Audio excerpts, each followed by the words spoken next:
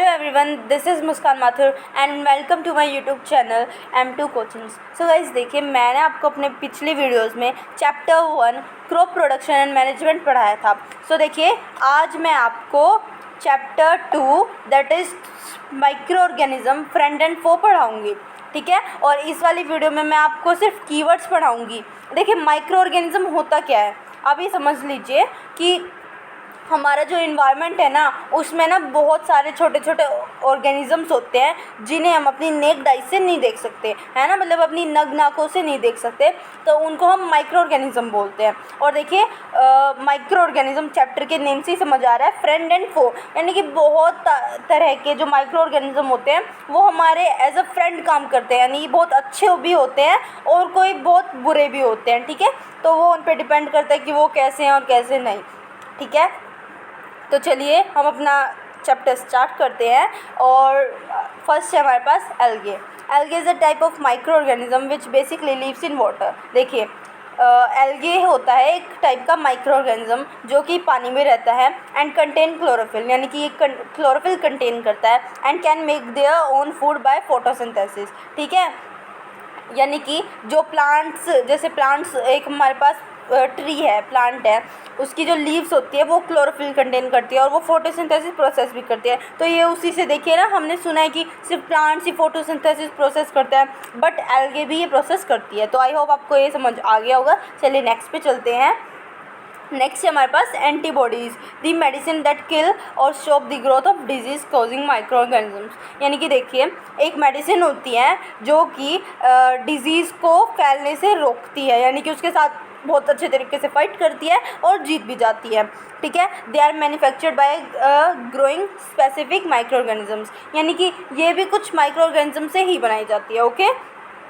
Third है antibodies. The antibodies are protein produced by white blood cells to identify and destroy microbes like bacteria and viruses, ठीक है। Antibodies यानी कि देखिए, anti से पता चल रहा है ना, एंटी यानी कि उसका उल्टा।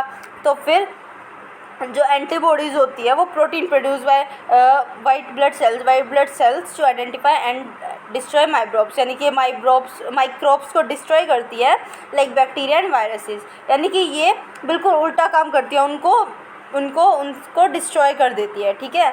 अब फोर्थ है हमारे पास microorganism. These are too small and are not visible to the naked eyes. देखिए, मैंने आपको स्टार्टिंग में ही बता दिया था कि इन्हें हम अपनी नेक्ड आई से नहीं देख सकते बिकॉज ये बहुत छोटे होते हैं, है ना, इसलिए। They can live in all kind of environment, यानी कि ये हर तरह के इन्वायरमेंट में रहते हैं, जैसे कि वो आइस कोल्ड क्लाइमेट हो या फिर हॉट स्प्रिंग हो या डेजर्ट हो, हर तरह के इन्वायरमेंट में रह सकते हैं। अब नेक्स्ट पे चलते हैं, virus. They are quite different from other micro organisms, यानी कि ये माइक्रो ऑर्गेनिज्म से थोड़े डिफरेंट होते हैं। They reproduce only inside the host organism, यानी कि ये होस्ट ऑर्गेनिज्म में रिप्रोड्यूस होते हैं। जैसे आजकल कोरोना वायरस चल रहा है, तो जिस बंदे को कोरोना वायरस है ना, तो वो होगा उसका होस्ट, और कोरोना वायरस उसके अंदर ही रिप्रोड्यूस, यानी कि उसके अंदर ही जल्दी जल्दी मल्टीप्लाई होगा, विच में भी बैक्टीरियम, यानी कि वो बैक्टीरियम भी हो सकता है। प्लांट और एनिमल डिजीज़, लाइक देखिए, अब बताया गया है कि जो AIDS, polio, chicken pox, influenza, ये सारी जो बीमारियाँ होती हैं ये वायरस से ही फैलती है, ठीक है। अब नेक्स्ट चलते हैं bacteria. These are the micro organism that produce in human disease like typhoid and tuberculosis. देखिए, बैक्टीरिया क्या होता है, ये भी एक तरह के माइक्रो ऑर्गेनिजम्स होते हैं, और ये ह्यूमन डिजीज़, यानी कि ह्यूमन डिजीज़ को प्रोड्यूस करते हैं, जैसे कि टाइफाइड और ट्यूबरक्लोसिस, यानी कि ये जो दो बीमारियां हैं ये बैक्टीरिया से होती हैं। ये दो तो एग्जाम्पल वाइज है कि मतलब एक एग्जाम्पल दिया है, वैसे बहुत सारी बीमारियां बैक्टीरिया से होती हैं, बट यहाँ पे सिर्फ दो ही लिखी गई हैं, ठीक है।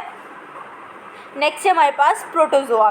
They are the micro organism. देखिए, हम यहाँ पे तो सबकी बात कर रहे हैं, तो यहाँ पे सब ही माइक्रो ऑर्गेनिज्म हैं, हाँ। They can cause serious disease, यानी कि ये बहुत ही सीरियस डिजीज़ पैदा कर देता है उस इंसान के अंदर, लाइक डिसेंट्री एंड मलेरिया, यानी मलेरिया और डिसेंट्री इन जैसी बहुत सारी बीमारियां एक इंसान के अंदर पैदा कर देता है, ठीक है। अब है 8 fermentation, the process of converging of sugar into alcohol. देखिए अल्कोहल क्या होती है आप सबको पता होगा, शराब होती है, यानी कि शुगर का अल्कोहल में कन्वर्जन फर्मेंटेशन कहलाता है। ठीक है, ये आगे होगा समझ। देखिए अब 9th हमारे पास राइजोबियम। राइजोबियम क्या होता है? देखिए ये जो हमारे पास लिग्यूमिनस प्लांट्स होते हैं ना, उनकी रूट्स में पाया जाता है ना। और ये जो राइजोबियम होता है वो नाइट्रोजन फिक्सेशन का काम करता है। जैसे कि हमारे जो प्लांट्स होते हैं या जो एनिमल्स, वो सीधा हमारे एटमॉस्फेयर से नाइट्रोजन गैस नहीं ले सकते, तो राइजोबियम होता है वो एटमॉस्फेयर से नाइट्रोजन गैस लेता है और उसे कन्वर्ट करता है ताकि प्लांट्स और एनिमल्स उन्हें यूज़ कर सके। ओके, और वापस से ही वो उसको उसमें एटमॉस्फेयर में पहुंचा देता है। ये है हमारे पास नाइट्रोजन साइकिल, वो बाद में पढ़ेंगे। ठीक है, अब राइजोबियम की डेफिनेशन पढ़ लेते हैं हम, इसमें क्या दी गई है। They are a type of bacteria commonly called as biological nitrogen fixer, यानी कि नाइट्रोजन का फिक्सर होता है ये। Rhizobium live in the root of leguminous plants. देखिए मैंने आपको बताया था कि जो राइजोबियम होता है वो लिग्यूमिनस प्लांट्स की रूट्स में रहता है। टू फिक्स नाइट्रोजन, यानी कि नाइट्रोजन को फिक्स करने के लिए, through a symbiotic relationship. Okay, I hope ये आपको समझ आ गया होगा। 10th पे चलते हैं हम।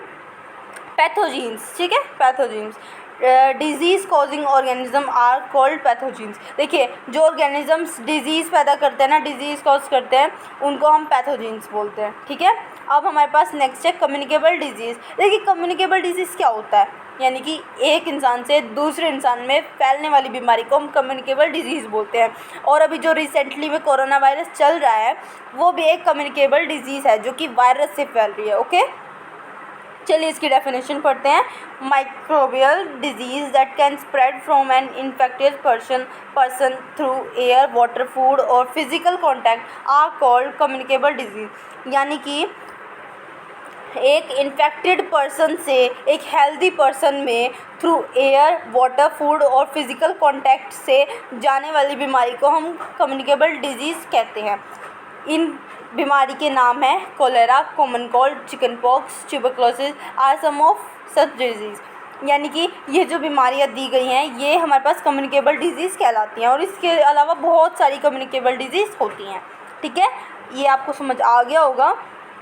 नेक्स्ट पे चलते हैं microbes. Micro organism are called microbes, यानी कि जो माइक्रो ऑर्गेनिज्म होते हैं उसको हम दूसरी भाषा में माइक्रोब्स भी बोलते हैं। दूसरी भाषा नहीं, आई मीन टू से दूसरे वर्ड्स में हम माइक्रोब्स भी बोलते हैं।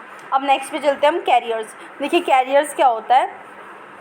सम living beings carry the micro organism. देखिए बहुत तरह के लिविंग बींग्स होते हैं, माइक्रो ऑर्गेनिज्म कैरी करते हैं to spread disease called carriers. यानी कि मैं, देखिए जैसे मैं हूँ, ठीक है, मेरे पास कोई डिजीज़ वाला माइक्रो ऑर्गेनिज्म है मेरे पास, ठीक है, और मैं उसे किसी से बाय एयर मतलब टच से मैं किसी पे फैला रही हूँ, तो मैं कैरियर हूँ उस माइक्रो ऑर्गेनिजम्स की। ठीक है, आपको समझ आ गया होगा।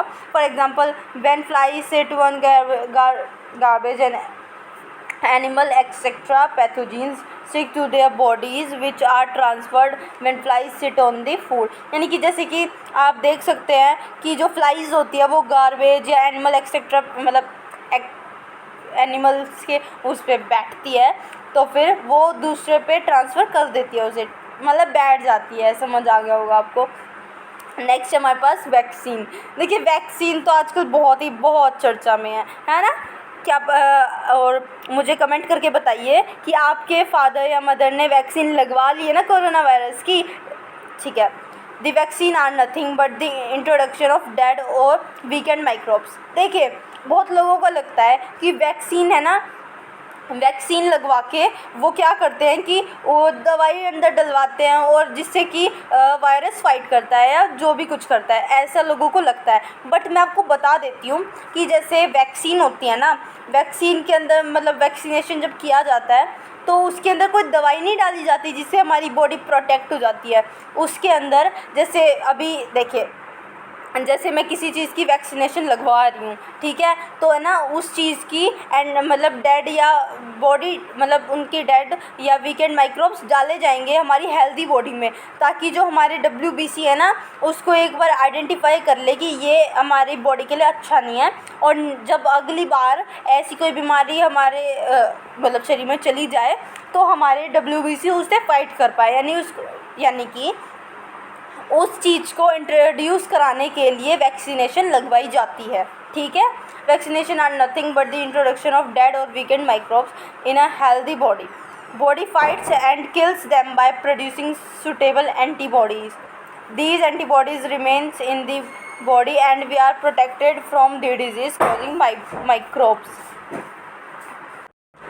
अब है हमारे पास नाइट्रोजन साइकिल। देखिए नाइट्रोजन साइकिल इस चैप्टर में सबसे मेन है और उसे करना बहुत इंपॉर्टेंट है, यानी कि वो 5 मार्क्स में पूछी जाएगी हमसे, ठीक है। Atmosphere consist of 98% of nitrogen gas. देखिए हमारी पास जो एटमॉस्फेयर होता है उसमें 78% नाइट्रोजन गैस पाई जाती है, 78% नाइट्रोजन गैस पाई जाती है और 21% हमारे पास ऑक्सीजन पाई जाती है और 1% अदर गैसेस पाई जाती है हमारे एटमॉस्फेयर में, ठीक है।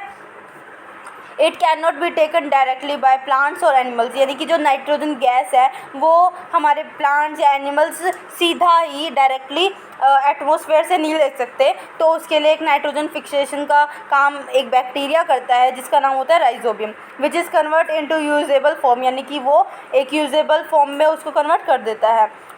These are type of plants and animals, ठीक है।